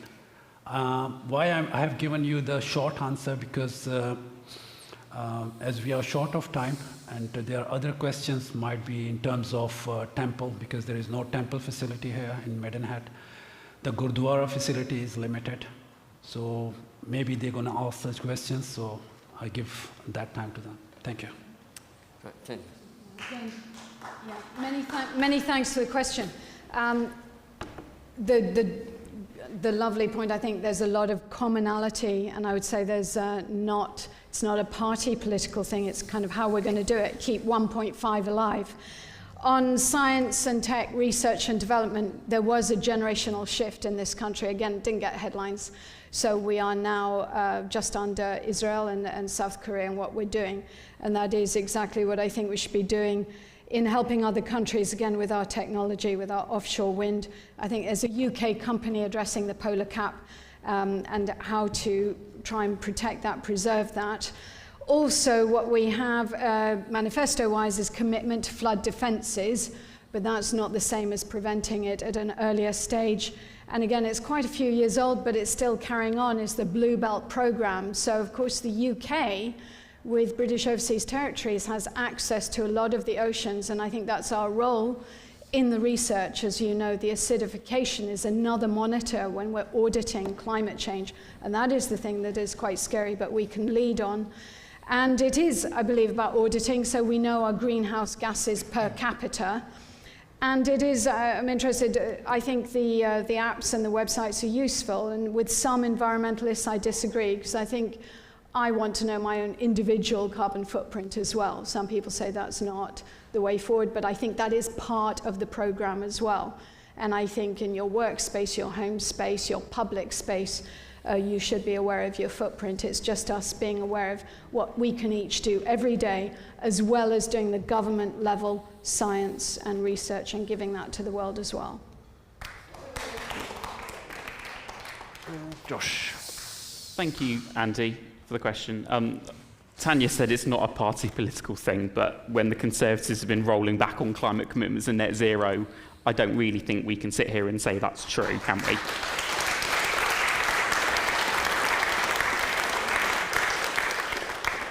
What would we do? Well, first of all, we need to make our homes warmer and cheaper. So we have a 10-year plan to insulate our homes, starting with people on the lowest incomes. I know when me and the other half bought our flat 3 years ago, it was probably one of the leakiest flats for energy that I'd ever seen, and it was awful. So we need to be able to help those on low incomes be able to afford those changes. The other things we need to do, we need to invest in our renewable energy. We've said as the Lib Dems we want 90% of our UK electricity to be generated by renewables by the end of 2030. We've heard a lot about 2050 to net zero. Lib Dems are saying 2045 is what we want to be at net zero. But it was interesting to read, actually, recently, I think Sarah from the Climate Emergency Coalition put it on their Facebook page, that Climate UK have endorsed the Lib Dems in Maidenhead as their candidates. That was really interesting to read. So it's not just me as an individual saying that the Lib Dems have a clear plan. Climate UK are confirming it too. I think it was really interesting, though, when I read, since I've been a councillor, that about air quality management areas, AQMAs. We've got a few in town. The town centre sits within an AQMA. And legally, we are being told by the government we need to scrap it and get rid of them because the air quality is good enough. It's just beggars belief, doesn't it? I want to say no to that. I'm standing up to say no to that. The idea that we as a council could break the law by refusing to stop monitoring air quality, I think, is bonkers. But it really isn't not a party political thing, because I think there are some political parties that want to bury their head in the sand and ignore the issue.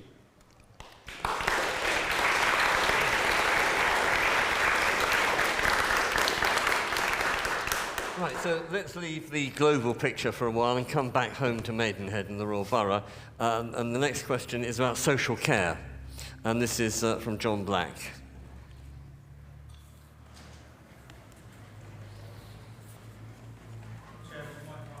Please,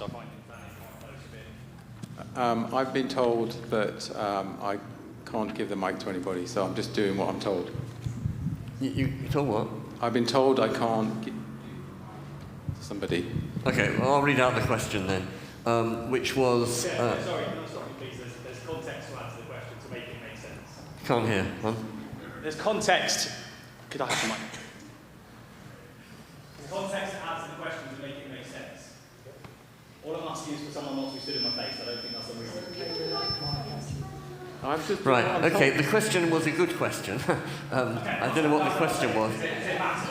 No, if you want people to hear you, please use the mic. If you don't want to, I will read it out for you. Can't hear you. Right, I'm going to read out your question for you. If you'd like to sit down or take the mic, I give you a choice. Your choice. 1, 2, 3, sit down. Right, okay, so this is the question, excuse me, lady. How will you improve, and this wasn't just from John, how will you improve the lives of the most vulnerable in the Royal Borough of Maidenhead and Windsor? And I should say that we had other questions as well, similar nature, from Jenny Hopper, Abigail Yiannopoulos, Rob Westwood-Paynter, who also talked about, define the vulnerable a bit more, like the ageing, or help the ageing, or help those who are disabled in society to participate more in general life, and also ensuring that the basic rate of universal credit covered some essentials such as food and energy. So, George, how would you help the most vulnerable? Thank you. Well, first of all, I'll admit that this is not my strongest point. I think the best way to develop policies is to listen to the experts and to listen to constituents and to come to a decision which I think benefits both. I know that when people voted for Brexit, they said they'd had enough of experts, but where it is important to match that expertise with the ground experience. And so if I'm elected as an MP, I will probably, as I have as a candidate, continue to receive messages from campaign groups. I'll read them in full, I'll understand them, but I will also come back to the constituents and say, how does this affect you in your day-to-day life? Okay, thank you. Right, Andrew. Social care, well, this is also another thing that's in crisis. There's 150,000 vacancies in social care. I'm getting to the point, my own dad's got dementia, and he can still recognise us, and he can still look after himself, but I suspect that window is closing fast. And my mother is his carer at the moment, and it's making her life intolerable, really, to be honest. But we do what we can. But he's not bad enough to get help, so that's a problem. I'm sure many of you are in a similar position, but yeah, I think it's suffered from low morale, and that comes from the profession doesn't seem to be very valued. It's often underpaid. It's often a traditional job that migrant workers have had to fill, and they're not exactly made to feel very welcome. and we need to reverse that. And it just needs investment. I think I've got a stat here saying 4.7 million of us are unpaid carers, so that bears out my point. So one thing we want to do is increase the minimum wage, because again, a lot of these jobs are minimum wage, and try and just adjust the working environment. So I think a lot of these similar jobs are very vocational. People want to do it, and when they don't do it anymore, it's because they can't afford to do it, or the working conditions are too just awful. So that's where I'll address it. We're offering free personal care. That's something we wanted to do, so that aspect of it. And if you can't afford the accommodation aspect, there would be some help with that. But the personal care, we're looking to roll that out for free for everybody. So that should make a big difference too. And I also think another thing that's hit morale in the sector is the COVID situation, where all of the people with COVID were pushed back out of hospital, back into the care homes. Lots of them were decimated and were unviable because so many deaths resulted from that policy. And we've never really recovered from that. So, yeah, lots to do, but it's a critical sector, and we're all living longer and in not great health, so it needs urgent addressing. So we're putting another 20 billion into the care sector to try and improve things there. Thank you. Excuse me. Thank you. Thank you very much. Yes, it is very important to have proper social care. And for that, it is important. The first step I'm going to take in this regard is to increase the income.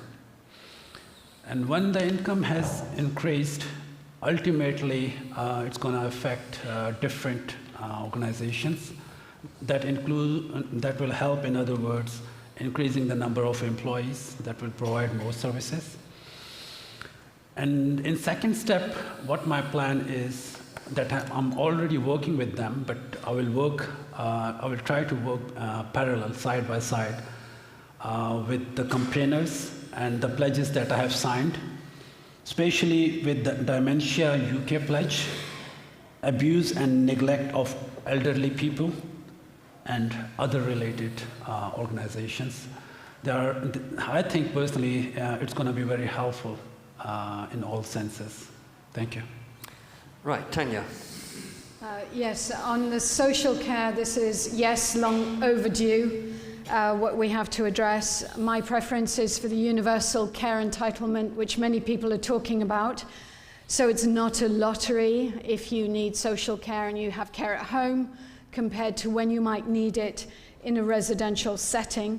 And so it comes back to not penalizing people who happen to have a condition like dementia, and having a cap on social care, having a way of addressing public sector workers. So yes, the social care workers are particularly difficult, and there needs to be addressing their travel costs for one. So this is not cost neutral, of course, but that is where with the NHS, hospital work like I do, we take most of the pot, even though the budget will increase and above inflation, still has to be more of that pot has to go towards GPs and to social care, because we've promised this for too long, and it's something that I would be lobbying very hard for if I was fortunate to be elected.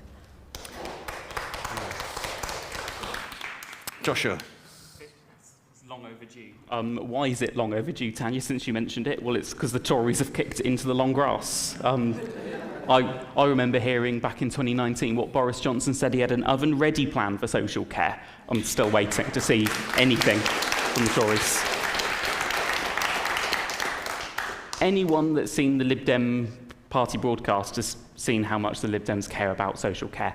It's clear when you look at the work that Ed Davies done as a carer himself for his parents and now for his son. It's a tragedy that people have got to sell their homes just to be looked after in their old age. And people are living for longer, but the healthy part of people's lives has not got longer recently. And that's what we need to sort out. I think in Maidenhead we've got some fantastic groups. I think with Paul that runs Men's Matters at the community centre. He does fantastic work locally to support lonely and isolated individuals. You've got Nature's Haven do some fantastic work as well. They support people who are lonely and isolated, getting them out and about, men in sheds. There's so many more we can name. But it's an issue that needs to be fixed. So the Lib Dems would introduce free personal care, and we would establish a cross-party working group for long-term solutions towards funding social care. This is something that has got to be cross-party. It's something the Lib Dems are standing up and saying, we will do the cross-party work to get it sorted. But we also need to recognise that we've got so many unpaid carers in our society. My nan lives in Bristol and her neighbour is in 4, 5, 6 times a day because the care that she can get is 15 minutes a day, and 15 minutes a day is nothing. So we've got so many unpaid carers right across the country. We need to increase the carers allowance, and we need to expand it for more carers so that people who care, which is in many cases a full-time job, can actually be compensated for the hard work they do for our communities. Good, thank you.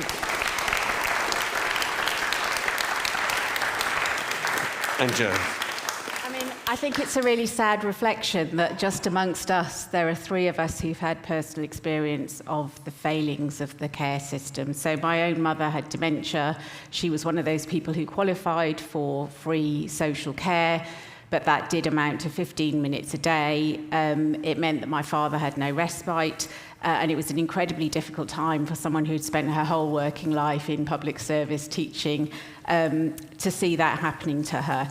The Labour Party has got really clear plans to make sure that we fully integrate the work of the NHS with our new national care system, to make sure that some of those problems we have in the systems now of people being kept in hospital because they aren't in a position where they can get home with the proper social care will be overcome. And we need to make sure that we look at reforming the employment in the sector as well. So the National Care Service isn't a part of our economy that pays well. The terms and conditions are really poor. People do travel from one residence home to another without being paid for that time. We've got really clear plans to make sure that we work with that sector to make sure that the terms and conditions and the skills of staff are brought up to speed. That business model is broken and it does need to change. And like I say, we have some very clear manifesto policies about what we want to do with that.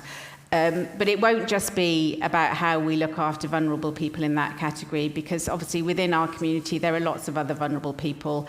There are people who are living in poverty, there are people who have mental health issues, and we have problems with homelessness, and we need to make sure that we support all of those people in our communities.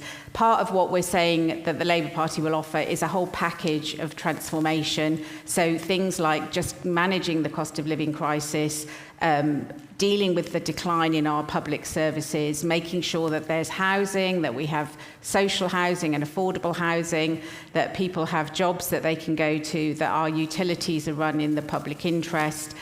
All of those things aligned with our economic growth is what's going to transform that sector for us. Right, thank you. Now, if you were listening carefully, you'd have heard us, the panellists mention a particular topic, but just skate over it.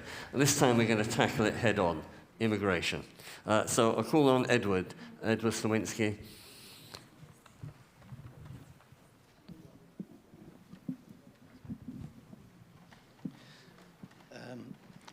Every year, people tragically die as they attempt to cross borders to reach safety.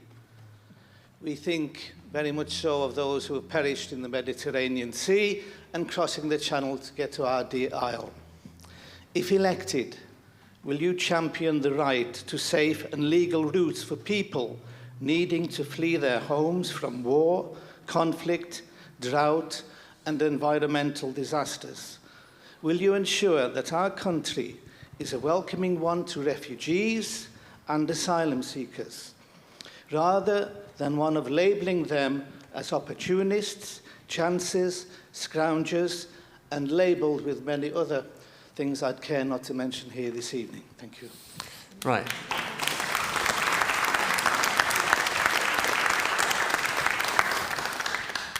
Thank you. And Patricia Ray also, who's here, asked a similar question, and also with that slant. So we'll back to you, Andrew. Well, short answer is Short answer is yes, I will. I've worked with the Joint Council for the Welfare of Immigrants. I'm a member there. I went to the AGM recently, so I know firsthand what torments these poor people are put through. It is outrageous. They're separated from their families. They're sent. Well, it's a hostile environment, but it seems to have got it twice as bad now. They can't work. There's no legal resources to process their cases, so they sit in limbo in hotels and barracks for years waiting for a judgment. And our own stats show that over 70% are deemed to be genuine asylum seekers. And they can't work, they can't do anything, they get vouchers. I'm constantly told, oh, they jump ahead of the queue and they get all this money and they get nothing. They get absolutely nothing. They are treated as unwelcome vermin, really. It's as bad as that. So I do think we need safe routes. There aren't nearly as many safe routes as should be. There's no legal impediment to claim asylum. You don't have to go to the first country you come across. A lot of these people, we get a very small percentage of the migrant population around the world. A lot of them have got connections to Britain. Maybe they speak English, maybe they work with it from Afghanistan, maybe they've got relatives or they know somebody here. That's why they come. France takes twice as many as we do. And this argument that we should, France was a safe country, so you should stay in France. France says the same thing to Italy, so they stay in Italy. Italy says the same thing to Greece, so they have to stay in Greece. And eventually they can't go anywhere. So it's an outrage. And it's a very small number. We're talking about 40. I mean, it's peaked because you can't travel by plane anymore, you can't travel by lorry anymore. This is their only route. If you haven't got a safe passage, you have to end up on a boat and you're exploited.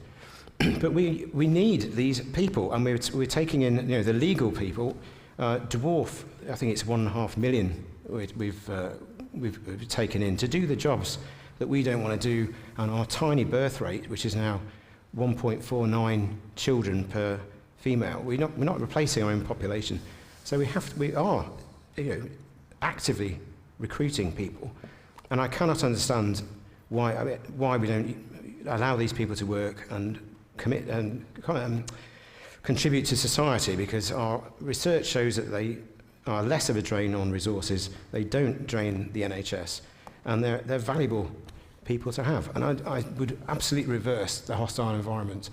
It's an outrage. It's a stain on our reputation. It's disgusting to me.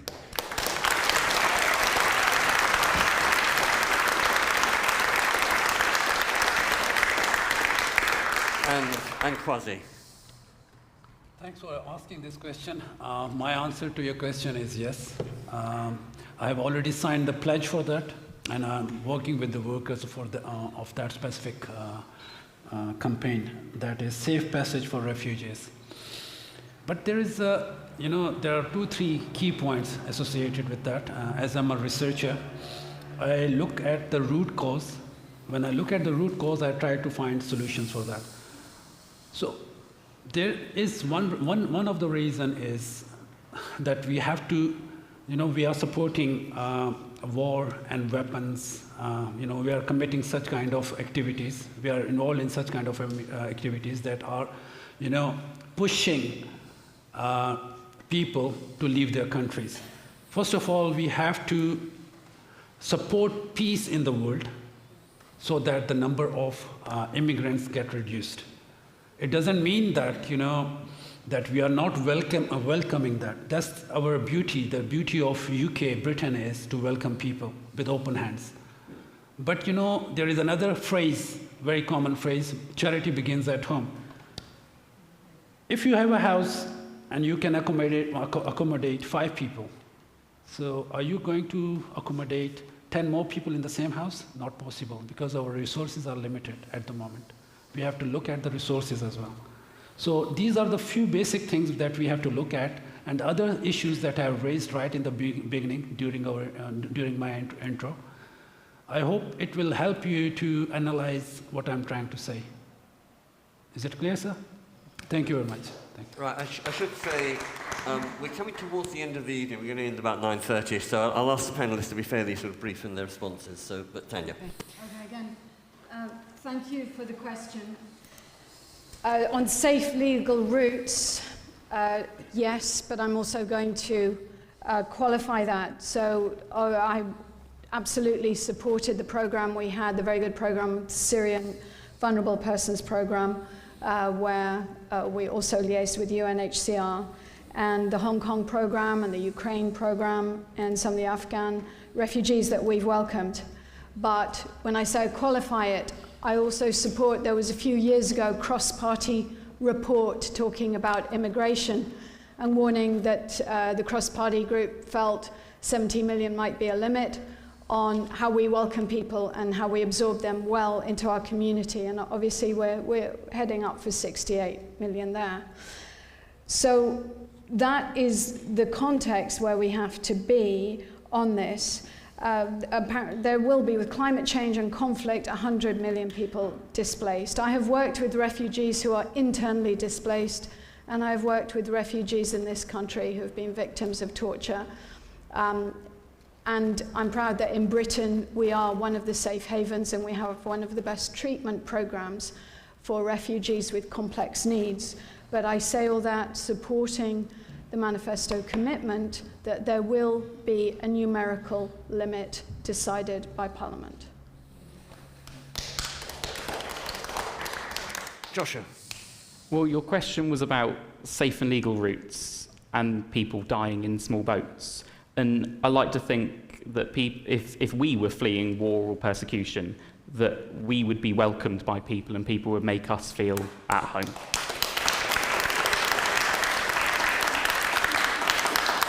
Let's be really clear, though. The mess we're in now is a mess of the Tories' own making. Back in 2016, 2017, when safe and legal routes freely existed, the number of people crossing the Channel in small boats was a few hundred a year. Last year, we're looking at 30 or 40,000, and we've got 128,000 people stuck in limbo. That's because those safe and legal routes do not exist. What would we do? Well, to start with, we'd scrap the Rwanda scheme, £290 million wasted, nothing to show for it. And I think we would all agree on this panel that we need to smash those gangs that are exploiting people across the Channel. But how do we do that? Well, we take the power away from them. The gangs exist because there are no safe and legal routes, because it's people's only way into the UK. If we provide safe and legal routes, those gangs will disappear because we will be opening those up and the gangs won't be needed anymore.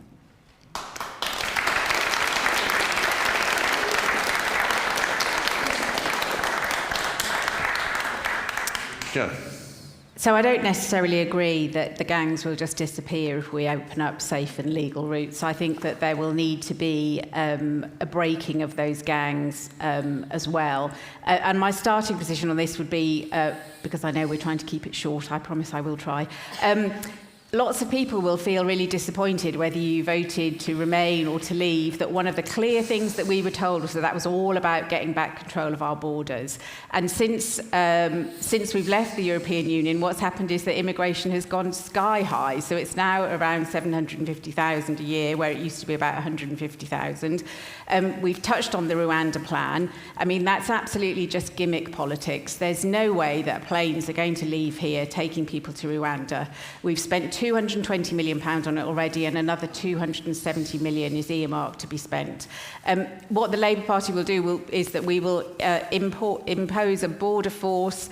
We'll make sure that we reach a proper agreement with the EU, which will allow for safe passage, but will also allow us to limit the number of people that will be coming over. And we will break those gangs and stop the boats. I do think really strongly that the questioner was right, that the narrative about the hostile environment is one that I lay firmly at the feet of the Tory party. That doesn't reflect my British values. We have always been an open and inclusive society. I'm very proud of being British, and I'm proud of all that we stand for in that. I think having no legal route has caused a real problem, and one of the things that I feel most strongly about is that we have many, many first and second immigration families in our communities, all of whom are contributing to us, all of whom are working in our public sectors, and lots of whom feel very under threat from this kind of anti-immigration rhetoric that we get. And I think it's really important that we stop that and deal with the root issues.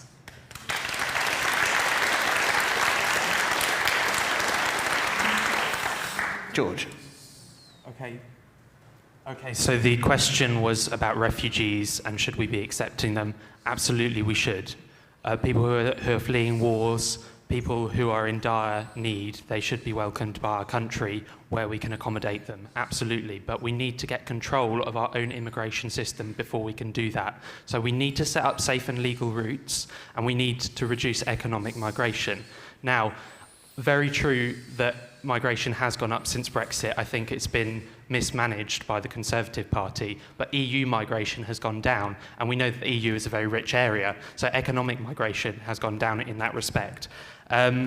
I also just wanted to dispel the myth that migrants actually contribute to our economy. According to my own research that I've done, we're getting a plus 4.7 billion from European Economic Area migrants per year and minus 9 billion for non-EEA migrants. But I think in the case of people who are fleeing war and persecution, we should absolutely accept them, and as far as we can burden the cost, absolutely. Good, thank you very much. Now, we've had political questions, economic questions, ecological, medical. Let's go to an area which we haven't touched at, which is the moral. So Gillian Hollingbury has got a question. She's over here.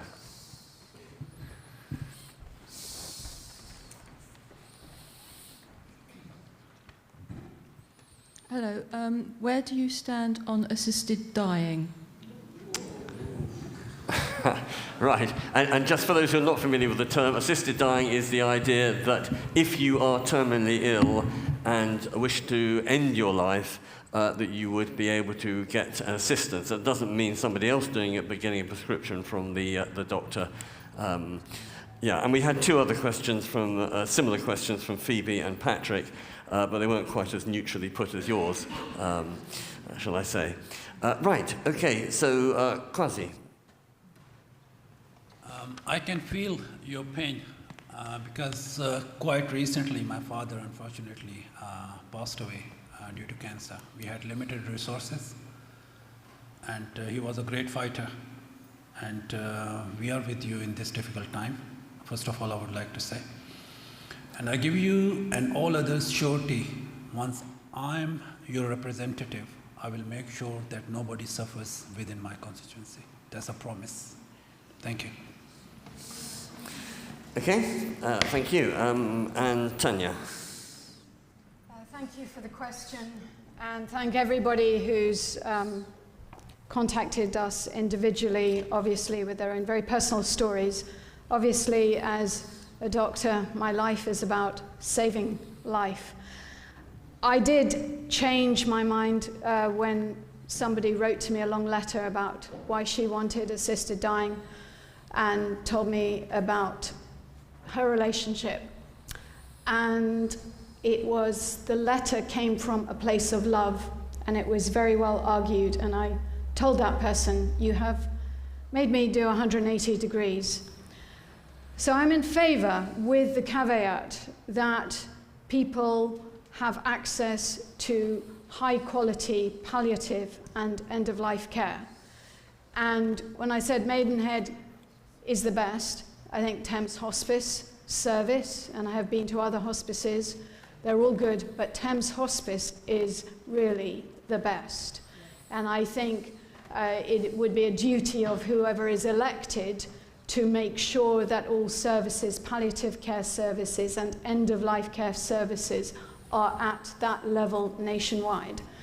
At that point, I believe legislation can come in for assisted dying. Joshua. Well, a resident got in contact with me recently about this issue, and I went to meet her.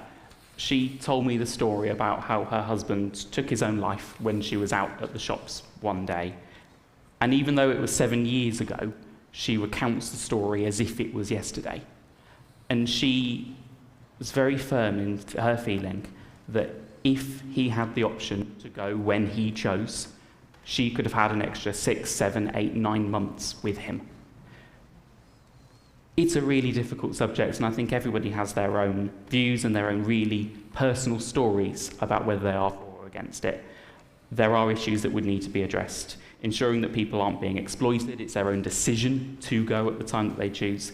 And I'm personally unsure how that would work and how that legislation would work its way through. But other countries have proven that they can do it. Other countries have proven that it works. So I see no reason why the UK shouldn't be able to too.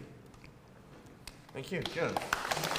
Yes, and I think the direction of travel with this debate is very much further on than it was a number of years ago. There's been some very passionate writing by Esther Ranson, which I know a number of you will have read recently. I've always struggled with the fact that we criminalise someone who may help a loved one to take that most difficult decision. And I think that forcing people to travel and then die alone in Switzerland is also something that sits really, really uncomfortably with me. If this came to Parliament, this would be a free vote. And as far as the Labour Party is concerned, this is an ethical decision. I would need to be satisfied that there was safeguarding to make sure that people had the capacity to make that decision. There would need to be some kind of medical assessment of that. There would need to be some genuine choice. And absolutely, I would never support it if it was going to be done due to the lack of NHS provision or care. But on the basis that we have those safeguards, I would absolutely be supporting the right for people to die with dignity.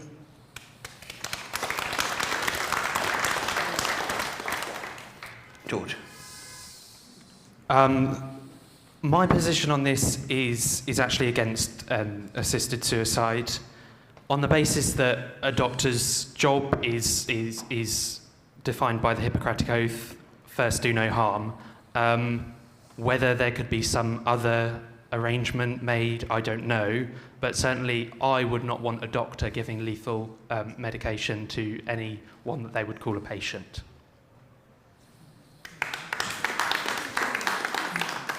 Right, and Andrew. I agree with the rest of the panel, perhaps not so much George. I think it's the dignity aspect is the primary one for me. I've had quite a big, I think we've already all had a big postbag on this, and it's almost evenly split, actually, between are you going to keep the ban or are you going to legalise it? And it's interesting, it's a difficult decision. For me, I think if it was my own choice, I'd want to be able to make that decision myself.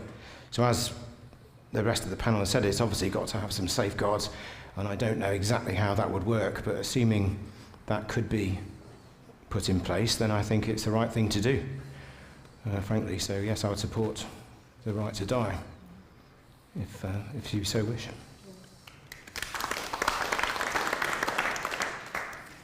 Right, thank you panel. We are at the magical moment of just before 9:30, so I'm going to hand over now to Vicky. Thank you, Jonathan. So, as usual, when we have an event like this, there are some thanks. And I just want to run through the tremendous number of people who have made this happen. Starting with Churches Together in Maidenhead and Reverend Pete Phillips, who's unfortunately unable to be here today, but he's the minister here, who really, really pushed to get this right. The AV desk up there, I know you had a few problems from time to time, gentlemen, but it's a really great job.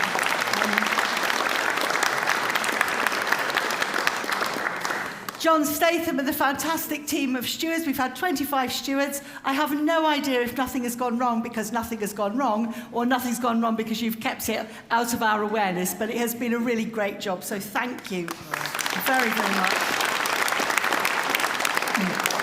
And finally, just a great thank you to our wonderful panel who've really engaged with the questions. Thank you so much.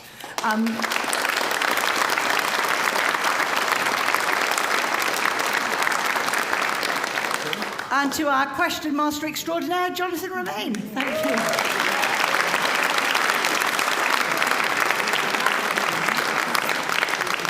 So that's all from me, and it's all from him. And none of you got that. That's interesting. Okay. And as I said at the beginning, the way out is through the back. Thank you very much. Good night. God bless. Right, well done. Well done. Thank you, George.